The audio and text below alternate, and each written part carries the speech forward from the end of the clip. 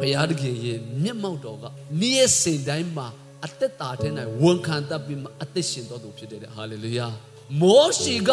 လူ6သိန်းကျော်ရဲ့ထောက်ခံမှုထက်မောရှိကခါနာပြည်မှာကောင်းစားမှုထက်ဘုရားသခင်မျက်မှောက်တော်ကိုပဲသူစာငတ်တာဖြစ်တယ်ဟာလေလုယာကျွန်တော်ယုံကြည်သူတစ်ထားထဲမှာကျွန်တော်လူငယ်တဲ့တစ်ထားထဲမှာခါနာပြည်ဘယ်လောက်ပဲကောင်းကောင်းထာဝရဘုရားသခင်မပါဘဲနဲ့ခြေလန်းလည်းမလန်းဘူးလို့ပြောတဲ့အရာက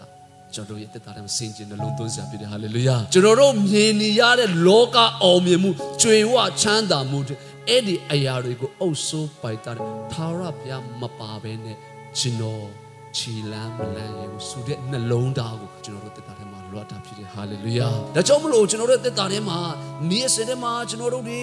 စုတောင်းခြင်းအားဖြင့်လည်းပဲဘုရားရဲ့လမ်းပြမှုကိုကျွန်တော်တောင်းလျှောက်ဖို့လိုတယ်ကျွန်တော်လှုပ်ဆောင်ချက်တိုင်းမှာထာဝရဘုရားရဲ့ဘုန်းတော်ကိုထင်ရှားဖို့ကျွန်တော်တို့တက်တာထဲမှာစင်ကြင်နှလုံးသွင်းဖို့ရအရောက်ချင်းစွာကောင်းချီးပေးပါစေ